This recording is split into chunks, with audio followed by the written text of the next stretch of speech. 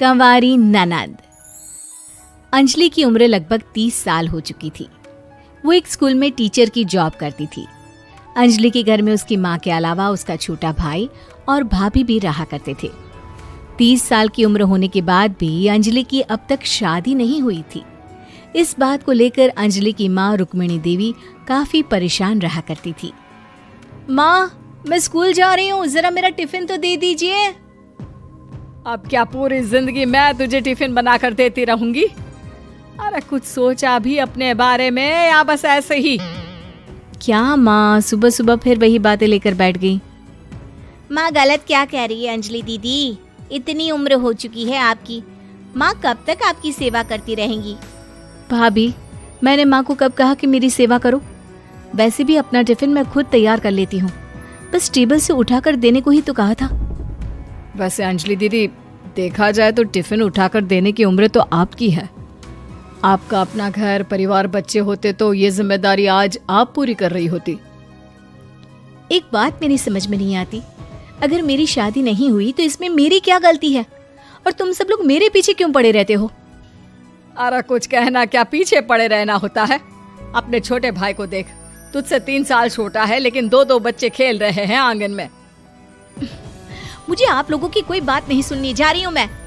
और आप में से किसी को मेरा कोई काम करने की जरूरत नहीं है, मैं खुद संभाल लूंगी। इतना कहकर अंजलि वहां से चली जाती है।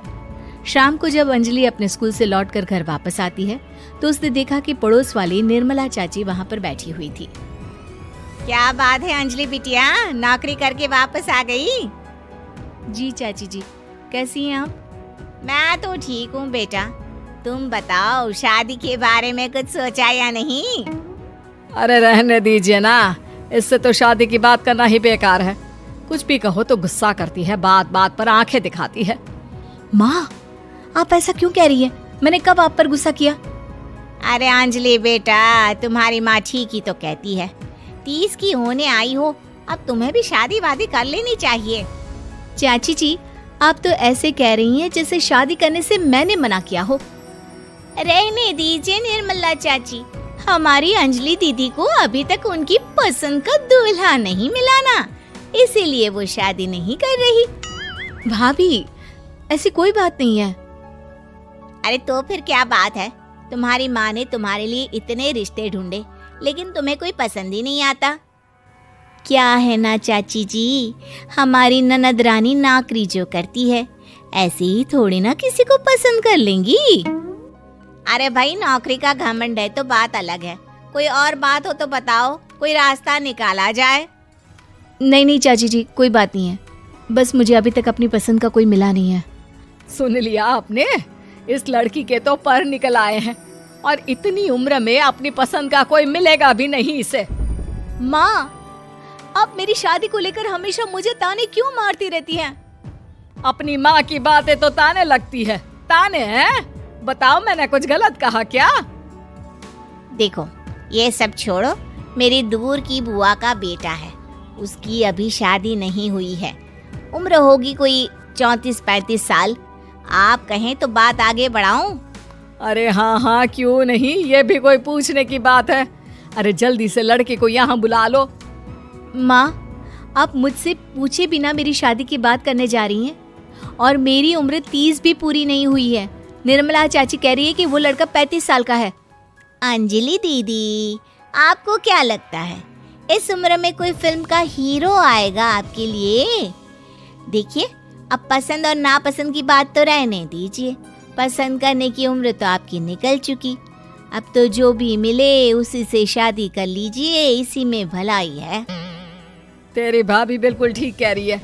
अब जैसा रिश्ता मिले उसके लिए हाँ कर देना, ताकि हम भी गंगा नहाए। ठीक है, चलिए मैं उस लड़के को कहती हूँ, वो कल ही अंजलि को देखने आ जाएगा। अगले दिन निर्मला चाची के दूर का रिश्तेदार अंजलि को देखने उसके घर आता है। उसका नाम था अजय। अंजलि जी, तो आप नौकरी करती हैं, वो भी स्कूल में? जी हाँ, मैं स्कूल में टीचर हूँ। हमारी बेटी बहुत होशियार है। अरे पढ़ने लिखने में इतनी होशियार है, इसीलिए तो इसकी नौकरी लगी है स्कूल में। हाँ ठीक है आंटी जी, जरा मुझे भी तो बात करने दीजिए आपकी बेटी से। जी पूछिए ना, क्या पूछना चाहते हैं? अंजलि मैडम, ये तो बताइए कि आपने अभी तक शादी क्यों नहीं की? बस ऐसे ही, कहीं कोई रिश्ता पसंद नहीं आया इसलिए। लेकिन क्या मैं आपसे पूछ सकती हूँ कि आपने शादी क्यों नहीं की? अंजलि, क्या कर रही हो तुम? लड़कियों को इस तरह की बातें नहीं शोभा देती। रहने दीजिए आंटी जी, आपकी बेटी काफी पढ़ी लिखी है, मैं उनके सवाल का जवाब दे ही देता हूँ। वो क्या है ना, मुझे भी अभी तक अपनी पसंद की कोई लड़की नहीं मिली। अच्छा, कोई बात नहीं। वैसे आपकी तनख्वाह कितनी है? कितना कमा लेती है महीने का? जी यही कोई 25,000 महीने। बस 25,000? इतने से क्या होता है? इतने से तो आजकल घर भी नहीं चलता। आपके कहने का क्या मतलब है? अरे मैं तो ये सोच कर आया था कि नौकरी वाली लड़की है, आराम से 40,000 कमाती होगी। माफ कीजिएगा, आपका और मेरा रिश्ता नहीं हो सकता। जी कोई बात नहीं, मुझे भी आपके साथ शादी करने में कोई इंटरेस्ट नहीं है। अंजलि, किस तरह की बात कर रही हो? घर आए रिश्ते को ठुकरा रही हो तुम। दीदी, अब इस उम्र में आपको इतनी अकड़ नहीं दिखानी चाहिए। अच्छा खासा रिश्ता हाथ से निकल गया, कहीं ऐसा ना हो कि जिंदगी भर कुंवारी ही रह जाओ आप। कुछ दिन और ऐसे ही निकल जाते हैं और अंजलि की शादी कभी नहीं होती। अंजलि के परिवार वाले बिंदास उसे ताने मारते रहते हैं, लेकिन अंजलि एक बड़ी नौकरी की तैयारी करती है और उसमें सिलेक्ट होने के बाद अंजलि को एक बहुत बड़ी नौकरी मिल जाती है। अब तो दीदी के नखरे और भी ज्यादा बढ़ जाएंगे भाई। अब तो इतनी बड़ी नौकरी जो लगी है, अब इनकी शादी होने से रही। माँ, मुझे नौकरी के लिए दूसरे शहर जाना पड़ेगा।